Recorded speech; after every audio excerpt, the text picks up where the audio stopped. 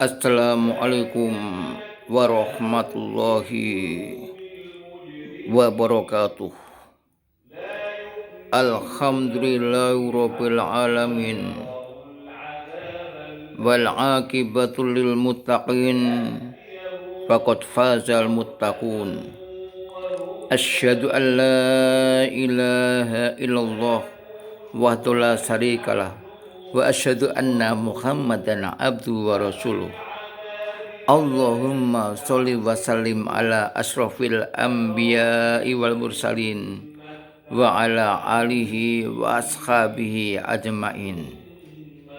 Amma ba'du, kita berjumpa lagi pada kajian singkat tentang Al-Quran.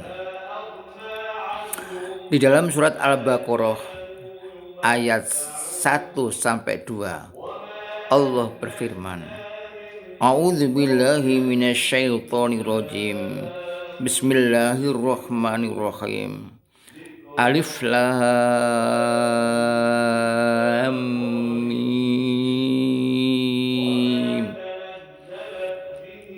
Dzalikal kitabu la raiba fihi. Hudal lil muttaqin. Alif lam mim. Ada yang mengartikan alif itu Allah, lam Jibril, mim Muhammad. Ada pula yang mengatakan bahwa alif lam mim itu hanya Allah yang tahu, Allahu a'lam.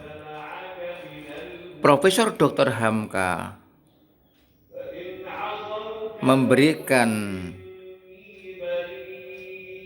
peringatan pada kita, memberi pengetahuan kepada kita, jika ada surat yang dimulai dengan huruf potongan, itu pertanda orang yang membaca hendaklah memperhatikan ayat berikutnya.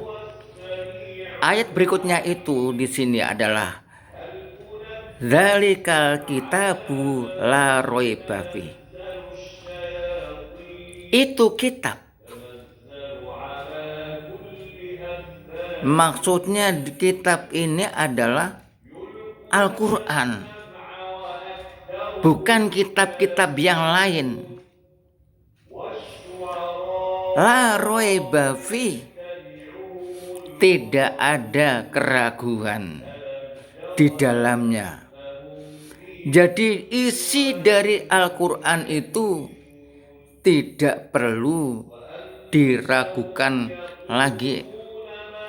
Kalau kita ingin memahami agama, maka kita tidak lepas dari Al-Quran, karena Al-Quran itu merupakan pedoman hidup. Disebutkan pada urutan ayat berikutnya, Hudal lil muttaqin, sebagai petunjuk bagi orang yang bertakwa. Orang yang ingin, atau siapa saja yang ingin menjadi orang yang bertakwa, hendaklah menggunakan Al-Quran sebagai petunjuk, sebagai petunjuk hidup, agar kehidupannya tidak sesat ketika memiliki harta banyak maupun masih sedikit. Karena ada petunjuk hidup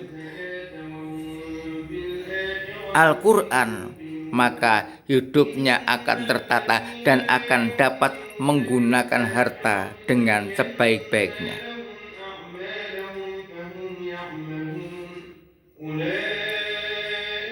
Orang yang mempelajari Al-Quran dan mengajarkan kepada orang lain, ternyata oleh Nabi dikatakan sebaik-baik atau memiliki peluang menjadi orang yang baik. Khairukum man ta'allamal Qur'ana wa 'allamahu. Sebaik-baik kalian adalah orang yang mau belajar Al-Qur'an dan mengajarkan kepada orang lain. Nah, oleh karena itu, berbahagialah kita yang telah mempelajari Al-Qur'an, bahkan kita berusaha memahami dan kita berusaha untuk mengamalkan dalam kehidupan sehari-hari, maka kita akan memiliki peluang menjadi orang yang baik.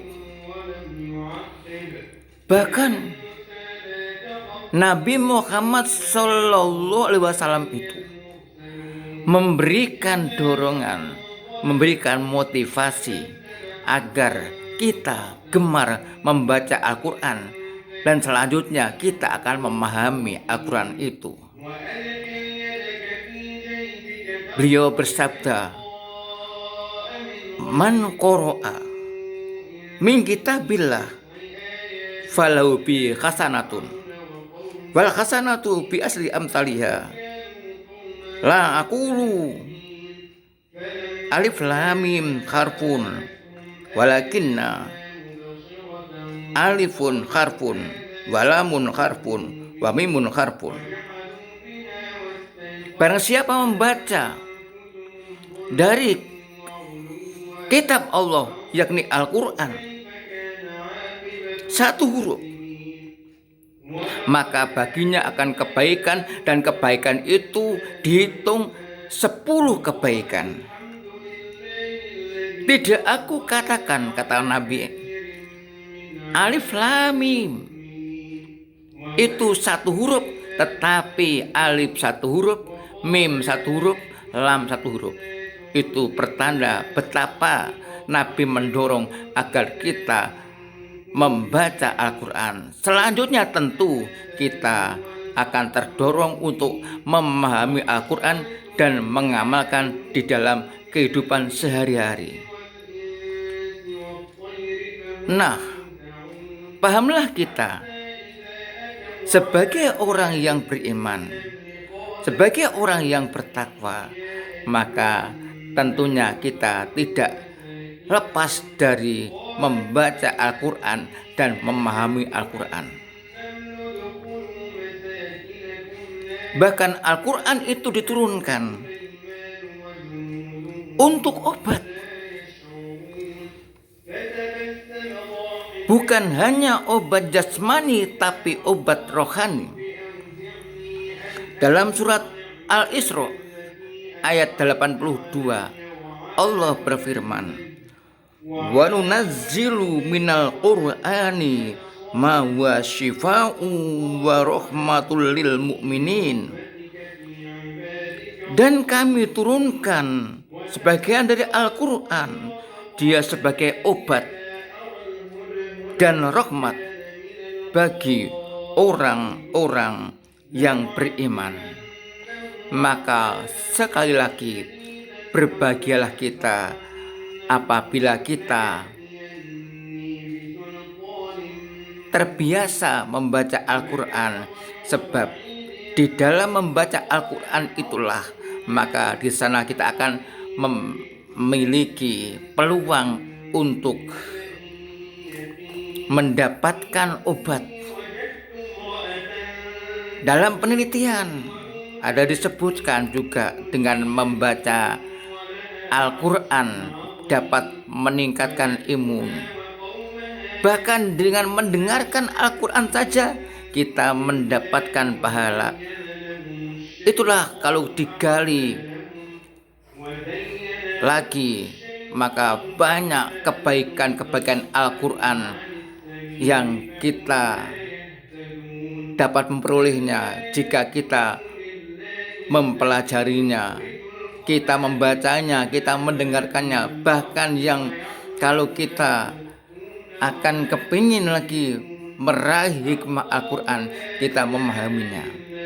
Maka berbahagialah kita dengan kawan-kawan kita yang telah menerangkan tentang Al-Quran, maka mudah-mudahan kita semakin mencintai Al-Quran. Demikian yang dapat saya sampaikan. Mudah-mudahan kajian singkat ini bermanfaat bagi kita semua. Alhamdulillahirabbil alamin. Wassalamualaikum warahmatullahi wabarakatuh.